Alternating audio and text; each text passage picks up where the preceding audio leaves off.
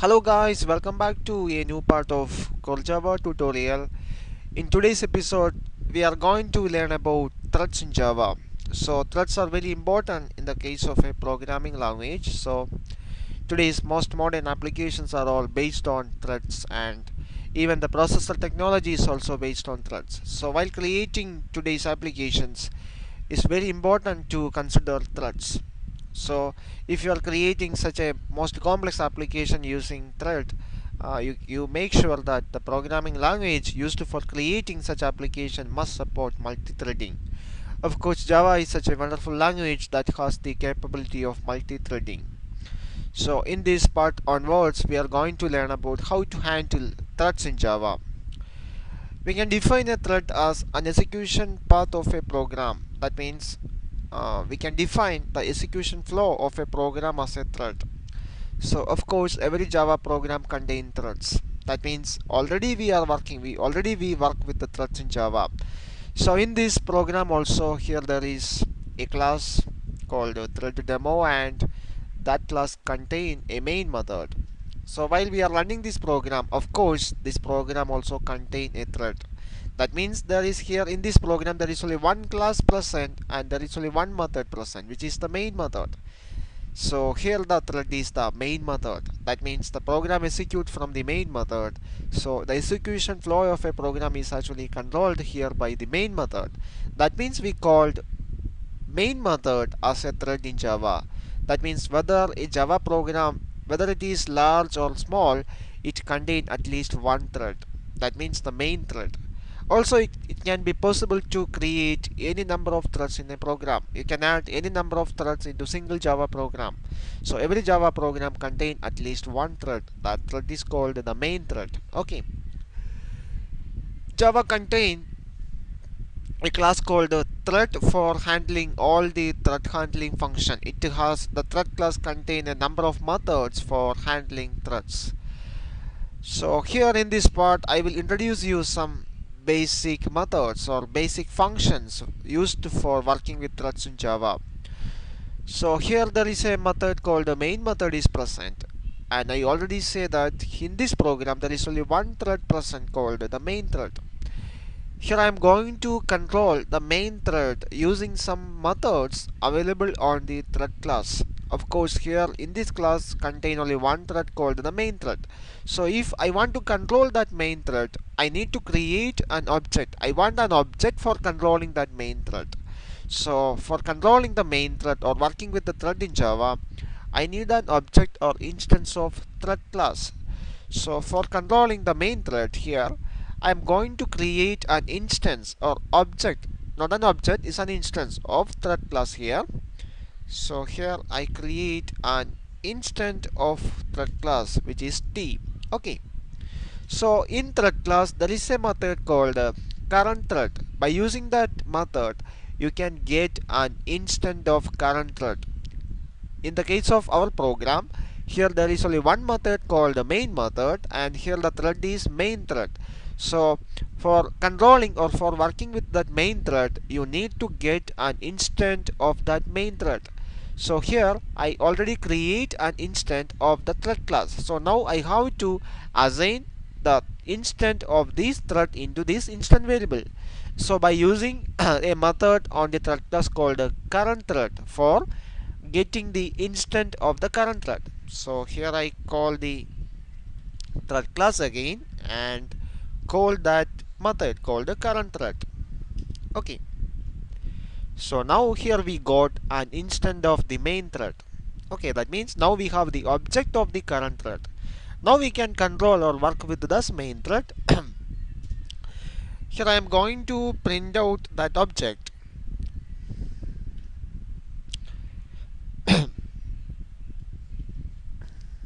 thread is I print t, just print out t. Okay, now I save it. Now I am going to run. We can see what happens and what is going to print. Here is the statement. Thread is thread and which is the main thread. Okay. Now I am going to provide a name for the thread. Here the thread is the main thread. Now I am going to provide a name for the thread.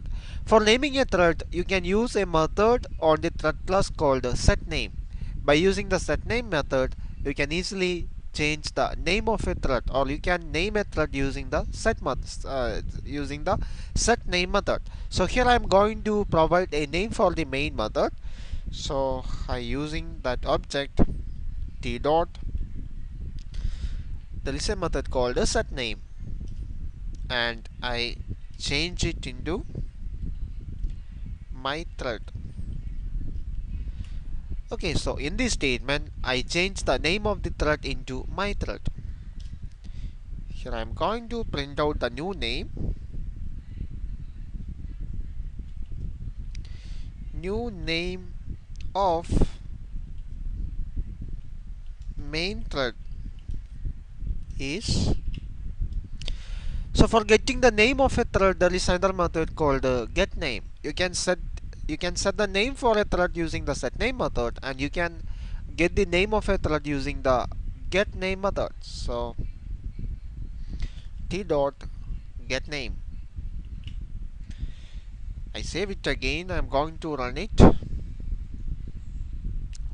Now look at the output. Now new name of main thread is my thread. That means now I successfully rename the current thread, that is the main thread. Okay. Now I am going to give you some useful, some basic uses of a thread here. So for explaining the basic uses of a thread, I create a for loop here. For I create some for loop here, and for in the I start a variable int I equal to 0, initialize it from 0, and provide a condition I less than or equal to 5. That means I iterated from 0 to 5 and increment value of 5.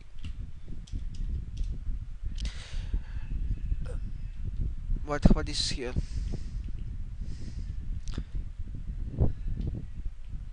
I equal to 0. Okay. Now I am going to print out the value of 5. So system.out.println I equal to plus I. Okay, I just print out this statement system dot. Now while executing this statement, it will print out the value of 5 from 0 to 6, 0 to 5. So I just run it. So here is the output. The value is printed from 0, 1, 2, 3, etc. 5. Okay. So whenever I run the program, you can see suddenly we got the output. That means it will print it from 0 to 5 suddenly. That means we are not able to see how JVM print the message. That means the JVM print the value of 5. So here what the JVM is done, first is assign value of I into 0 and check the condition and print out it.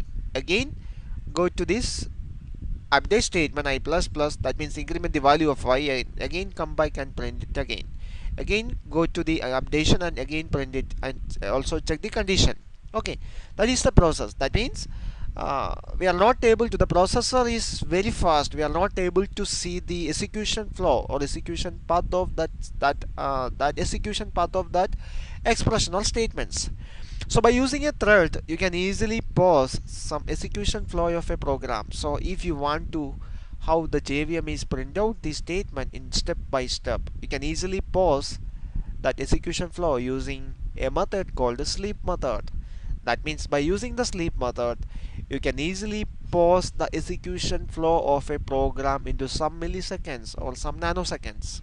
Okay, so here I am going to pause the thread or pause this main loop for loop into some milliseconds. I am not able to pause the for loop. I am going to pause the main thread because this for loop is embedded on the main thread. This is embedded on the main method. That means this loop is already on the main thread. So now I am going to pause the thread into some milliseconds. So I call the thread class again, thread dot sleep.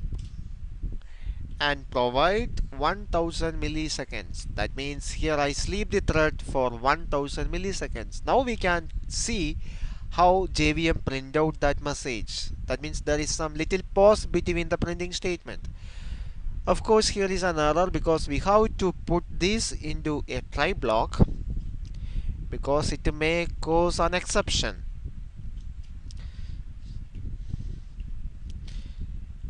The general exception generated here is the interrupted exception.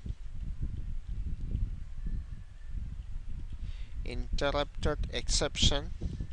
Interrupted exception is the main exception occur here.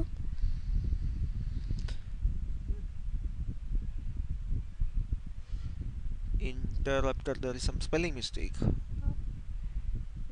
Interrupted exception.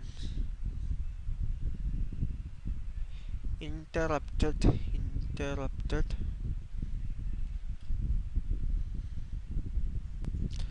Okay, this interrupted exception, there is some spelling mistake. Okay, now I generate some small sleep, that means some small pauses between these printing statements. So now I save it and now I am going to run the program. Now look at the output. You can see there is some small pauses while printing the statement. I again run it. Here I equal to 1, I2, I3, I4 and I5. That means we can able to pause the execution flow into some milliseconds. That means we can see the execution flow of a program. That means we can control the execution flow of a program using thread class. That is very important. So whenever you working with the graphics in Java or whenever you working with the networking in Java, thread is very important. So if you are working with Android, then their thread is very essential. While if you are working with the multimedia or if you are working with the graphics or if you are working with the some socket programming, thread is very important. That means by using thread you can easily control the execution flow of a program into some milliseconds. Okay, so that's enough for this section. On the next topic, we are going to learn about how to create threads in Java, what are the methods of creating threads in Java, and on the coming up topic we are also going to see how to working with the multi-threading or how to synchronize thread and how to establish inter-thread communication, etc. So please subscribe my channel now for getting more video updates. Thank you for watching. See you in the next part.